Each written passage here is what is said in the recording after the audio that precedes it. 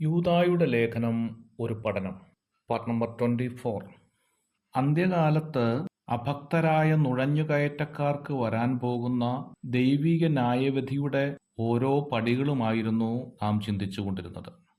12-ാം വാക്യത്തിൽ അവരുടെ നാവിൻ്റെ ശക്തിയെക്കുറിച്ച് ഉഗ്രമായ കടൽത്തിരയ്ക്ക് സമമായിട്ടാണ് യൂദ രേഖപ്പെടുത്തുന്നത്.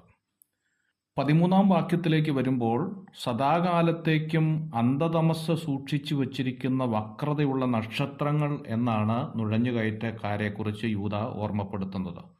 സ്വാർത്ഥതൽപരന്മാരായ ഇടയന്മാർ, ഫലമില്ലാത്ത വൃക്ഷങ്ങൾ, വെള്ളമില്ലാത്ത മേഘങ്ങൾ, മാർഗഭ്രംശം നേരിട്ട നക്ഷത്രങ്ങൾ അഥവാ ഉൽക്കകൾ എന്നിവയെല്ലാം ദൈവകൃപയിൽ നിന്നും വീണുപോയവരെ ഉദ്ദേശിച്ചാണ് യൂദ ഓർമ്മപ്പെടുത്തുന്നത്. സകല ഗോളങ്ങളും സർവജ്ഞാനിയായ ദൈവത്തിൻ്റെ ദിവ്യ വിചാരണയിൽ അവയ്ക്ക് കൽപ്പിച്ചിരിക്കുന്ന മാർഗത്തിലൂടെയാണ് ചലിക്കുന്നത് എന്ന കാര്യം നമുക്കറിയാം. എന്നാൽ തൻ്റെ ദിവ്യ ആലോചനയിലും നിയമത്തിലും നിലനിൽക്കാതെ നിയമവിരുദ്ധമായി സഞ്ചരിക്കുന്നവയെയാണ് വക്രതയുള്ള നക്ഷത്രങ്ങൾ എന്ന് നാം ഉദ്ദേശിക്കുന്നത്. അവ ജ്വലിച്ച് പ്രകാശിച്ചു കൊണ്ടിരുന്നവയെങ്കിലും ഇപ്പോൾ അന്ധകാരപൂരിതമായി തീർന്നിരിക്കുകയാണ്. ഇങ്ങനെയുള്ള ഉൽക്കകൾ അപകടകാരികളാണെന്ന് മാത്രമല്ല, ആപൽ സന്ധ്യയെ ഒഴിഞ്ഞു പോകുവാൻ ആരെയും സഹായിക്കുന്നതുമില്ല.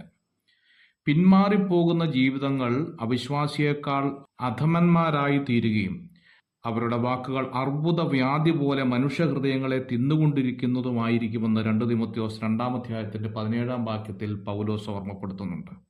സാദൃശ്യരൂപത്തിൽ നക്ഷത്രം പല ആത്മീക മർമ്മങ്ങളെ വെളിപ്പെടുത്തുന്നുണ്ട് എന്ന് കാണാൻ സാധിക്കും.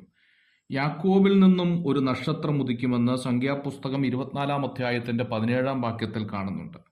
ക്രിസ്തുവിന്റെ പ്രഥമ ആഗമനത്തെ കുറിക്കുന്ന ഒരു മശികാ പ്രവചനമായിരുന്നു ഇത്. ഉദയനക്ഷത്രം എന്ന വെളിപ്പാട് പുസ്തകം 22-ാം അധ്യായത്തിന്റെ 16-ാം വാക്യത്തിൽ കാണുന്നുണ്ട്.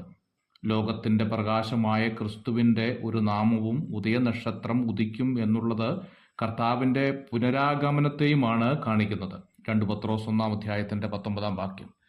ദൈവത്തിന്റെ വലങ്കയിൽ കണ്ട 7 നക്ഷത്രം പുതിയ നിയമസഭയിലെ ശുശ്രൂഷകന്മാരെയും സങ്കീർത്തനക്കാരൻ പറഞ്ഞിരിക്കുന്ന പ്രകാശമുള്ള സകല നക്ഷത്രങ്ങളും ഭൂലോകമെങ്ങുമുള്ള സകല വിശുദ്ധന്മാരെയുമാണ് ഉദ്ദേശിക്കുന്നത്. വെളിപ്പാട് പുസ്തകം 1-ാം അധ്യായം 20-ാം വാക്യം, 148-ാം സങ്കീർത്തനം 3-ാം വാക്യം.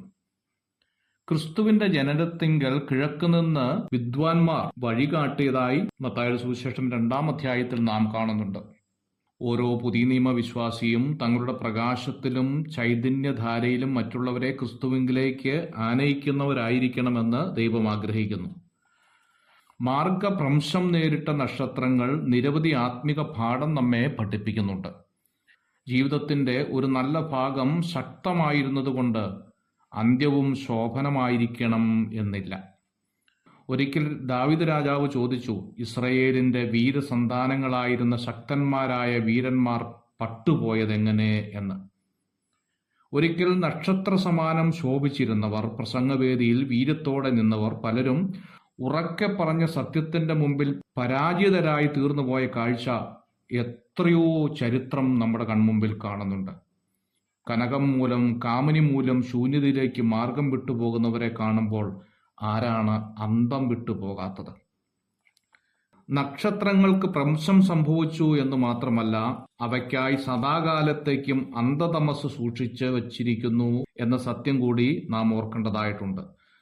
God bless you.